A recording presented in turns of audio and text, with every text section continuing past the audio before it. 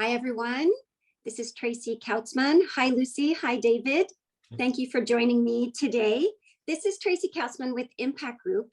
And as you know, Impact Group is all about career development. And we truly believe that businesses that are moving need to have people that move well as well. And due to the situation that is happening right now in Russia and the Ukraine, I asked David Gilmartin, who's here with us, a few weeks ago, if he would come and tell his stories and really tell us his best practices that he has experienced. Lucy? Yeah, hello everyone. I'm Lucy Foster with Impact Group as well. And really, we have been focusing very heavily recently on duty of care. It's a subject that's very dear to our hearts at Impact Group, but I know to Eura and all the Eura members, and of course, very much with David at the moment. And you know, a lot of our conversations about duty of care are obviously when everything goes well and everything is going on a smooth process, and this is what is nice to do, and this is what we should be doing. But of course, of what we've seen with COVID, what we've seen currently happening in the Ukraine, what happened in Ethiopia last year, you know, there are military coups, there were force majeure, there are weather situations, all sorts of things where duty of care becomes like extra duty of care. You know, definitely with what's happening right now, we wanted to invite David to come and speak to us today about his experiences. So David, if you'd like to introduce yourself and just tell us just a little bit about your experiences over the last couple of months as you've been helping international assignees evacuate from Russia.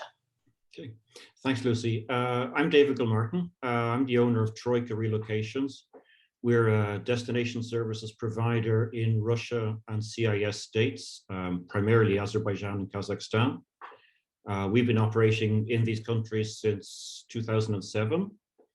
And I've lived in Russia for over 20 years now, up until quite recently.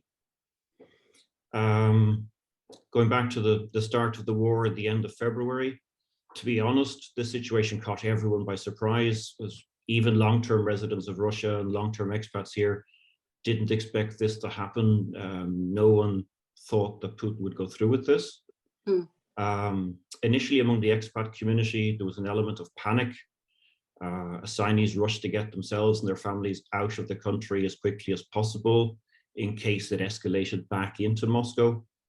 Some of this was company-led, some of it with mandated evacuations and timelines.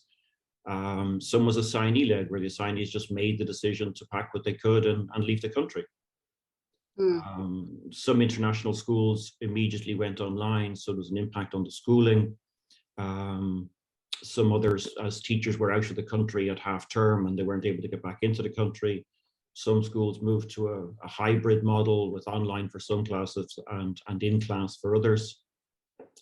The impact on us was initially identifying who of our assignees was in the country, helping them to get out of the country, arranging transport out. Very quickly, what happened was flight bans from into and out of Russia. So it was very few avenues for people to leave. So first of all, what we're doing was helping our assignees get out of the country, then cleaning up afterwards in terms of lease cancellations, school cancellations, packing up household goods. And then a third wave came in of working with Russian nationals for corporates who were taking some of their Russian nationals out of the country to assist them to leave the country. And that's an ongoing, as practically the whole expat population has left the country already by the middle of March. So since then, it's been packing up their household goods and then working with Russian nationals to assist them to get the right documents to get out of the country. And David, what was the most challenging or most often recurring challenge that you had in packing up these employees and their families? Like, what was some of the trends that you saw? Oh, quite difficult actually. Some families were already out of the country when this happened. That two of the main international schools were on half term, and they just never came back. So they've left pets behind. They've left household goods behind. Basically, they're in their holiday clothes. So is try to get everything together, gather their documents to get them safely out of the country or get them safely stored. Those who had to depart very quickly, they also had to make difficult choices in terms of do we take our pets with us? Can we take our pets with us? How do we do that? How do we get flights very, very quickly? Flights. There was a complete flight ban on Europe within 3 or 4 days. So those was quite difficult to get flights initially through Turkey, Belgrade, and Dubai. Now it's only Istanbul and Dubai, and there's great demand on those flights. Household goods, how to get them packed up, how to get them out of the country. We spent a lot of time now overseeing packing of household goods on behalf of the expat families. Most of them are still in storage. There's a shortage of international transport at the moment. Foreign non-Russian drivers can't come in and Russian drivers can't go out. So there's a very big logistics issue at the moment. And then decisions in terms of what to do with properties. Many assignees were wondering, well, I'll be back in 3 months, so let's hold on, let's not cancel the rent. Let's not pack up my goods yet because this too shall pass. There was a lot of optimists that this will pass quickly, and a lot of pessimists that, well, I'm leaving and I'm never coming back. So we've been dealing with both sides. So we packed up the pessimists first because they made the decisions first, and the optimists were packing up now because they came to realize that they also shall be leaving. I think most people did get their pets out eventually, but there was finding people who would mind pets, finding kennels, getting the right vaccinations, getting the right passports, and then arranging transport, because many of the airlines who were still operating weren't taking pets out of the country initially. So there's been all of these issues to deal with. I think that covers the main issues that came up in terms of the issues that the families had to deal with. What to take, basically. When you've only got a suitcase each, what do you take with you?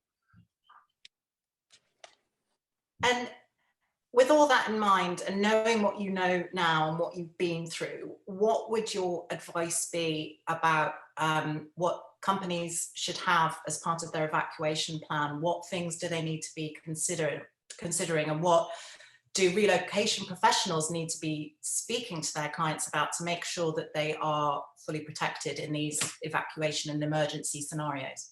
Yeah. Well, of course, not all eventualities can be foreseen, such as the lack of transport right now. But the most basic thing is to have an up-to-date location information, to know where your assignees are. And especially during holiday periods, is John Smith in Moscow, or is John Smith on holidays in Paris? There should be within mobility a coordinator who has gone through some sort of planning and training should there be a need for evacuation, so that they know how to react, that it's not being made up as they go along.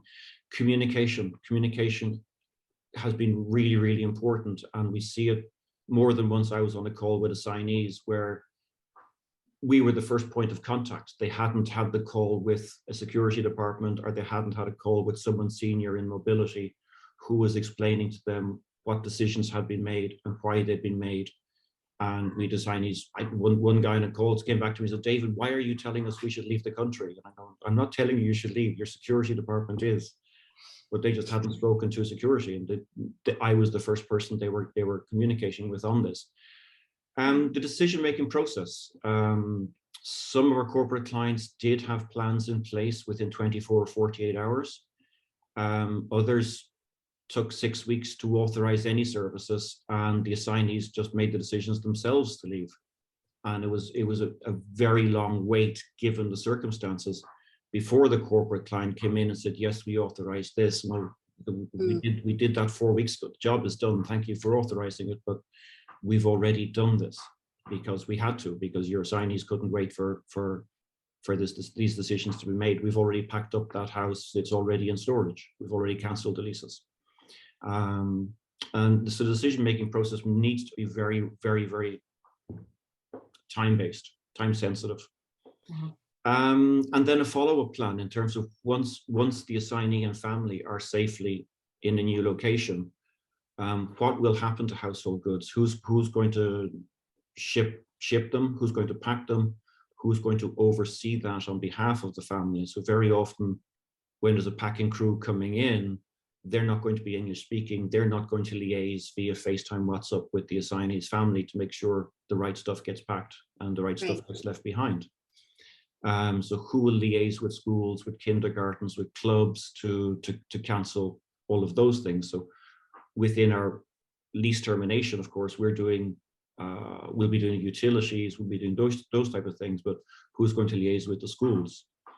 And then who will keep pets? Who's going to manage that? Because very often, if you've had a pet in Russia, let's say in any location for 2 years, are the vaccinations up to date? Do they have the rabies? Do they have the right travel passports to get out of the country or to get into the destination country? That has been probably one of the biggest issues.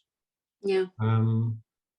That's pretty much it. These are the main take homes that we've seen from this situation. Yeah, it's such a good point, David. That evacuation plan.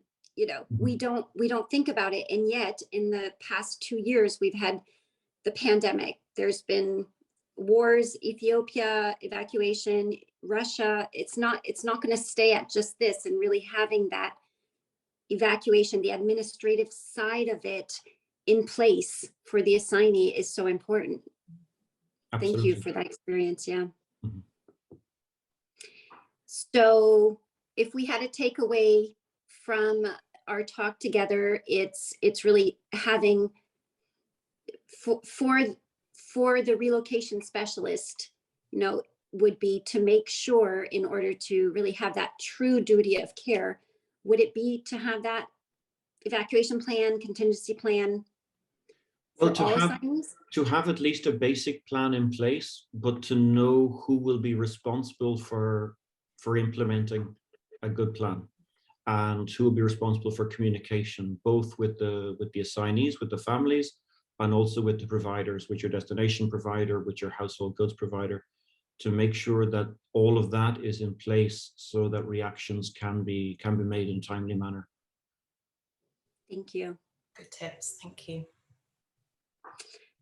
Well, thank you, David, and all the best. I know you are right now in Russia, and so we truly wish you all the best with a lot of hard decisions to make in the coming weeks, and we'll actually see you very soon at Eura. Hopefully. See you there. Thank you. Take care. Bye.